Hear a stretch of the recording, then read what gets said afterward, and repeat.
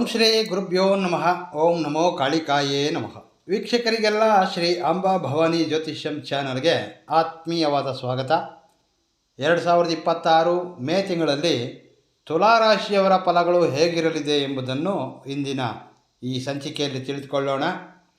ತುಲಾರಾಶಿಯವರ ಸಂಪೂರ್ಣ ಫಲಗಳನ್ನು ತಿಳಿಯಲು ತಪ್ಪದೇ ಈ ವಿಡಿಯೋವನ್ನು ಲೈಕ್ ಮಾಡಿ, ಹಾಗೆ ನೀವಿನ್ನೂ ನಮ್ಮ ಚಾನಲ್ ಸಬ್ಸ್ಕ್ರೈಬ್ ಮಾಡಿಕೊಳ್ಳದೇ ಇದ್ದಲ್ಲಿ ಈ ಕೂಡಲೇ ನಮ್ಮ ಚಾನಲ್ ಸಬ್ಸ್ಕ್ರೈಬ್ ಮಾಡಿಕೊಳ್ಳಿ. ಈ ಸಂಚಿಕೆಯಲ್ಲಿ ಮುಖ್ಯವಾಗಿ ತುಲಾರಾಶಿಯವರ ಆರೋಗ್ಯ, ಉದ್ಯೋಗ, ವ್ಯಾಪಾರ, ಆರ್ಥಿಕ ವಿಚಾರ ಮತ್ತು ಕುಟುಂಬ ವಿಚಾರಗಳು ಹೇಗಿವೆ ಎಂಬುದನ್ನು ತಿಳಿದುಕೊಳ್ಳಬಹುದು. ತುಲಾರಾಶಿಗೆ ಅಧಿಪತಿ ಶುಕ್ರ. ಈ ತುಲಾರಾಶಿಯಲ್ಲಿ ಚಿತ್ತ 3, 4ನೇ ಪಾದಗಳು, ಸ್ವಾತಿ 1, 2, 3, 4, ವಿಶಾಖ ನಕ್ಷತ್ರದ 1, 2, 3ನೇ ಪಾದಗಳೊಂದಿಗೆ ಒಟ್ಟು 9 ನಕ್ಷತ್ರ ಪಾದಗಳಿರುತ್ತವೆ.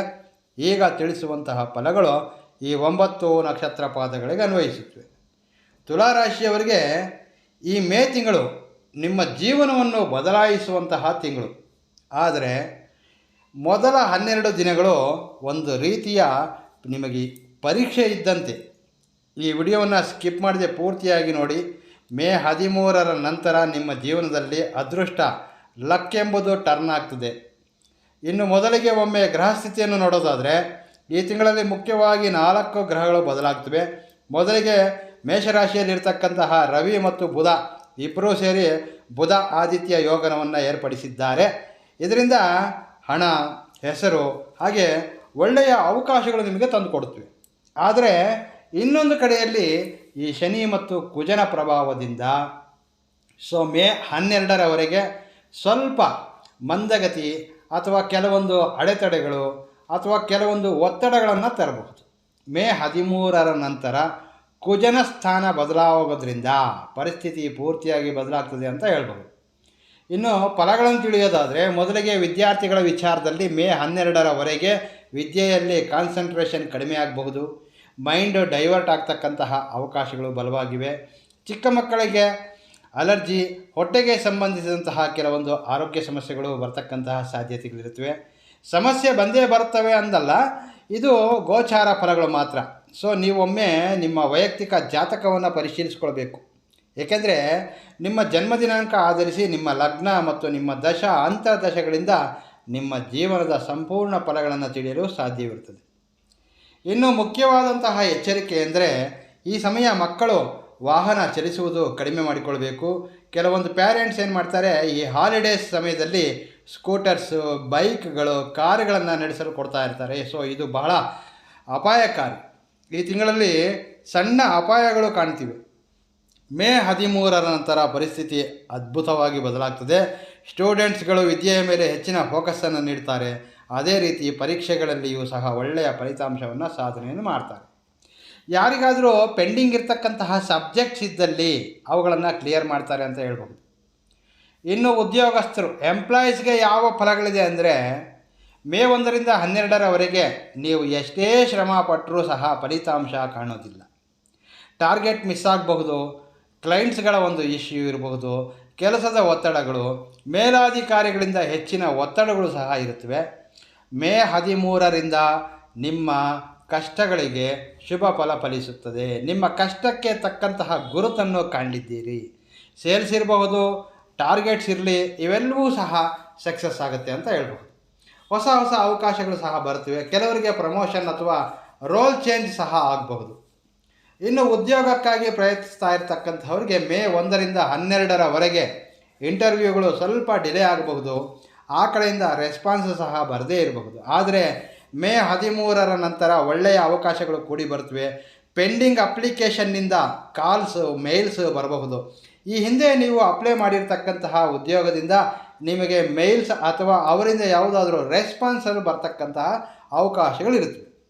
ಕೆಲವರಿಗೆ ರೆಫರೆನ್ಸ್ ಮುಖಾಂತರ ಸಹ ಉದ್ಯೋಗ ದೊರೆಯಬಹುದು. ಈ ಸಮಯ ನೀವು ಆಕ್ಟಿವ್ ಆಗಿ ಪ್ರಯತ್ನಿಸಿದ್ದೇ ಆದಲ್ಲಿ ಖಂಡಿತವಾಗಿಯೂ ನೀವು ಉದ್ಯೋಗ ಪಡೆಯುವುದರಲ್ಲಿ ಯಶಸ್ವಿಯಾಗ್ತೀರಿ. ಇನ್ನು ತುಲಾರಾಶಿಯವರ ಆರೋಗ್ಯ ವಿಚಾರವನ್ನು ಗಮನಿಸೋದಾದರೆ ಈ ತಿಂಗಳು ನೀವು ಆರೋಗ್ಯದಿಂದ ಕೂಡಿರ್ತೀರಿ. ಮೇ 1ರಿಂದ 12ರವರೆಗೆ ಸ್ವಲ್ಪ ಸಣ್ಣ ಪುಟ್ಟ ಆರೋಗ್ಯ ಸಮಸ್ಯೆಗಳು ಕಂಡರೂ ಸಹ ಬೇಗನೆ ರಿಕವರ್ ಆಗ್ತೀರಿ. ಮೇ 13ರಿಂದ ಆರೋಗ್ಯವು ಅದ್ಭುತವಾಗಿರಲಿದೆ. ನೀವು ಶಕ್ತಿ ಮತ್ತು ಉತ್ಸಾಹದಿಂದ ಕೂಡಿರ್ತೀರಿ. ಸ್ವಲ್ಪ ಈ ಒಂದು ಫಿಸಿಕಲ್ ಫಿಟ್ನೆಸ್ಗಳ ಮೇಲೆ ಹೆಚ್ಚಿನ ಗಮನವನ್ನು ಕೊಡಲಿದ್ದೀರಿ. ಹಾಗೆ ಜಿಮ್ಮು ಮತ್ತು ಯೋಗ ಇತ್ಯಾದಿಗಳಲ್ಲಿ ಆಸಕ್ತಿಯು ಸಹ ನಿಮಗೆ ಹೆಚ್ಚಾಗುತ್ತೆ ಅಂತ ಹೇಳ್ಬೋದು. ಇನ್ನು ಬಿಸ್ನೆಸ್ ವ್ಯಾಪಾರಸ್ಥರಿಗೆ ಈ ಮೇ ತಿಂಗಳು ತುಂಬ ಅದೃಷ್ಟದ ಮಾಸವೆಂದೇ ಹೇಳಬಹುದು. ಮೊದಲ 12 ದಿನಗಳು ಸೇಲ್ಸ್ ಸ್ವಲ್ಪ ಸ್ಲೋ ಆಗಬಹುದು, ಡೀಲ್ಸ್ ಡಿಲೇ ಆಗಬಹುದು. ಮೇ 13ರಿಂದ ಪರಿಸ್ಥಿತಿ ಬದಲಾಗೋದ್ರಿಂದ ಸೇಲ್ಸ್ ಹೆಚ್ಚಾಗುತ್ತವೆ. ನಿಂತು ಹೋಗಿರ್ತಕ್ಕಂತಹ ಕೆಲಸಗಳು ಯಾವುದಾದ್ರೂ ಇದ್ದಲ್ಲಿ ಅವುಗಳೆಲ್ಲವೂ ಸಹ ಪೂರ್ಣಗೊಳ್ಳುತ್ತವೆ. ಯಾವುದಾದರೂ ಸರ್ಕಾರಿ ಸಂಬಂಧಿತ ಅಥವಾ MNCಗೆ ಸಂಬಂಧಿಸಿದಂತಹ ಡೀಲ್ಸ್ಗಳೆಲ್ಲವೂ ಸಹ ಸಕ್ಸಸ್ ಆಗುತ್ತವೆ ಅಂತ ಹೇಳ್ಬೋದು. ಇನ್ನು ಆರ್ಥಿಕ ಪರಿಸ್ಥಿತಿ, ಫೈನಾನ್ಷಿಯಲ್ ಸ್ಟೇಟಸ್ ಹೇಗಿದೆ ಅಂದರೆ, ಮೇ 1ರಿಂದ 12ರವರೆಗೆ ಹಣ ಸ್ವಲ್ಪವಾಗಿ ಬರ್ತದೆ, ಖರ್ಚುಗಳು ಸಹ ಹೆಚ್ಚಾಗುತ್ತವೆ. ಮುಖ್ಯವಾಗಿ ವಾಹನ, ಮನೆ ಅಥವಾ ಮನೆಯ ರಿಪೇರಿ, ಡಾಕ್ಯುಮೆಂಟ್ಸ್ಗಳ ಮೇಲೆ ಸ್ವಲ್ಪ ಖರ್ಚುಗಳನ್ನು ಕಾಣಬಹುದು. ಮೇ 13ರಿಂದ ಈ 3 ಮುಖ್ಯವಾದಂತಹ ಲಾಭಗಳನ್ನು ಕಾಣಲಿದ್ದೀರಿ. ಅವುಗಳು ಯಾವುವು ಎಂದರೆ, ಹೊಸದಾಗಿ ಆದಾಯ ಮಾರ್ಗಗಳು ಮತ್ತು ನಿಂತು ಹೋಗಿರ್ತಕ್ಕಂತಹ ಡೀಲ್ಸ್ಗಳೆಲ್ಲವೂ ಸಕ್ಸಸ್ ಆಗುವುದು. ಅದೇ ರೀತಿ ನಿಂತು ಹೋಗಿರ್ತಕ್ಕಂತಹ ಯಾವುದಾದರೂ ಪೆಂಡಿಂಗ್ ಹಣ ಮರಳಿ ಬರ್ತಕ್ಕಂತಹ ಸಾಧ್ಯತೆಗಳು ಬಲವಾಗಿವೆ. ಇನ್ನು ಪ್ರಾಪರ್ಟಿಗಳ ಇನ್ವೆಸ್ಟ್ ಮಾಡೋದು, ಮೇ 13ರ ನಂತರ ಪ್ರಾಪರ್ಟಿಗೆ ಸಂಬಂಧಿಸಿದಂತಹ ಒಳ್ಳೆಯ ಅವಕಾಶಗಳು ಕೂಡಿ ಬರ್ತವೆ. ಇನ್ನು ತುಲಾರಾಶಿಯ ಕೆಲವರಿಗೆ ನೂತನ ಗೃಹ ಖರೀದಿಸುವಂತಹ ಅವಕಾಶಗಳು ಸಹ ಬಲವಾಗಿದೆ. ಇನ್ನು ಪ್ರೀತಿ ವಿಚಾರವನ್ನು ನೋಡೋದಾದರೆ, ಪ್ರೀತಿಯಲ್ಲಿರ್ತಕ್ಕಂಥವರಿಗೆ ಮೇ ತಿಂಗಳ ಮೊದಲ 12 ದಿನಗಳು ಸಹ ಸ್ವಲ್ಪ ಟೆನ್ಷನ್ನಿಂದ ಕೂಡಿರುತ್ತವೆ. ಮಿಸ್ಅಂಡರ್ಸ್ಟ್ಯಾಂಡಿಂಗ್ಸ್ ಇರಬಹುದು, ಕಮ್ಯುನಿಕೇಷನ್ ಗ್ಯಾಪ್ ಸಹ ಇರಬಹುದು. ಮೇ 13ರ ನಂತರ ನಿಮ್ಮ ರಿಲೇಷನ್ ಎಂಬುದು ಸ್ಟ್ರಾಂಗ್ ಆಗುತ್ತವೆ. ಇಬ್ಬರೂ ಸೇರಿ ಟ್ರಾವೆಲ್ ಮಾಡ್ತಕ್ಕಂತಹದ್ದು ಅಥವಾ ಟ್ರಾವೆಲಿಂಗ್ ಪ್ಲ್ಯಾನ್ ಮಾಡುವುದು, ಮುಂದಿನ ಭವಿಷ್ಯದ ಬಗ್ಗೆ ನಿರ್ಣಯಗಳನ್ನು ತೆಗೆದುಕೊಳ್ತಕ್ಕಂತಹ ಮನಸ್ಸನ್ನು ಸಹ ಮಾಡಲಿದ್ದೀರಿ. ಇನ್ನು ದಾಂಪತ್ಯ ಜೀವನವೆಂದರೆ, ವಿವಾಹಿತ ತುಲಾರಾಶಿಯವರಿಗೆ ಈ ತಿಂಗಳು ಶುಭ ಫಲಗಳೇ, ಪಾಸಿಟಿವ್ ಆಗೇ ಇದೆ ಅಂತ ಹೇಳ್ಬಹುದು. ಬುಧಾದಿತ್ಯ ಯೋಗದಿಂದ ನಿಮ್ಮ ಬಾಳ ಸಂಗಾತಿಗೆ ವಿಶೇಷವಾಗಿ ಹೆಚ್ಚಿನ ಅನುಕೂಲಗಳಿವೆ. ಕಾರಣ ಏನಂದರೆ, ಇಲ್ಲಿ 9ನೇ ಅಧಿಪತಿಯಾದಂಥವರು 7ರಲ್ಲಿದ್ದಾರೆ. ಸೊ ಲೈಫ್ ಪಾರ್ಟ್ನರ್ ಹೆಚ್ಚಿನಗೆ ಅನುಕೂಲಗಳಿರುತ್ತವೆ. ಪ್ರಮೋಷನ್ನು ಇಲ್ಲ ಹಣದ ಲಾಭ ಕೂಡಿ ಬರ್ತದೆ ಅಂತ ಹೇಳ್ಬೋದು. ಇನ್ನು ಈ ಮೇ ತಿಂಗಳಲ್ಲಿ ಸ್ತ್ರೀಯರಿಗೇನಾದರೂ ಪ್ರತ್ಯೇಕವಾದಂತಹ ಫಲಗಳು ಇದೆಯಾ ಎಂದರೆ, ಈ ತಿಂಗಳು ಮಹಿಳೆಯರಿಗೆ ಶಕ್ತಿಯುತವಾದಂತಹ ಬದಲಾವಣೆ ತಂದುಕೊಡ್ತದೆ. ಮೇ 13ರ ನಂತರ ನೀವು ಮನೆಯಲ್ಲಿ ಮತ್ತು ಹೊರಗಡೆ ಸಮಾಜದಲ್ಲಿ ಗೌರವವನ್ನು ಪಡೆದುಕೊಳ್ತೀರಿ. ವರ್ಕಿಂಗ್ ವುಮೆನ್ಸ್ಗೆ ಒಳ್ಳೆಯ ಅವಕಾಶಗಳಿದ್ದಾವೆ. ಪ್ರಮೋಷನ್ ಕಾಣಬಹುದಾದಂತಹ ಸಾಧ್ಯತೆಗಳಿವೆ. ಸೊ ಹೌಸ್ ವೈಫ್ಗೂ ಸಹ ಗೌರವ ಮತ್ತು ಯಾವುದಾದ್ರೂ ಒಂದು ಸೈಡ್ ಇನ್ಕಮ್ ಬರ್ತಕ್ಕಂತಹ ಸಾಧ್ಯತೆಗಳು ಕಾಣ್ತಿವೆ. ಮನೆಯಿಂದಲೇ ಸಣ್ಣ ಪುಟ್ಟ ವ್ಯಾಪಾರ, ಆನ್ಲೈನ್ ಬಿಸ್ನೆಸ್ಸು, ಇಂತಹ ವ್ಯಾಪಾರ ಮಾಡ್ತಕ್ಕಂಥವರಿಗೆ ಹೆಚ್ಚಿನ ಅವಕಾಶ ಮತ್ತು ಅನುಕೂಲಗಳು ಕಾಣಸಿಗುತ್ತವೆ. ಇನ್ನು ಕುಟುಂಬ ವಿಚಾರವೆಂದರೆ, ಮೇ 12ರವರೆಗೆ ಕುಟುಂಬದಲ್ಲಿ ಸ್ವಲ್ಪ ಮಟ್ಟಿನ ಟೆನ್ಷನ್ನು, ಸಣ್ಣ ಪುಟ್ಟ ಜಗಳಗಳು ಸಹ ಕಾಣಬಹುದು.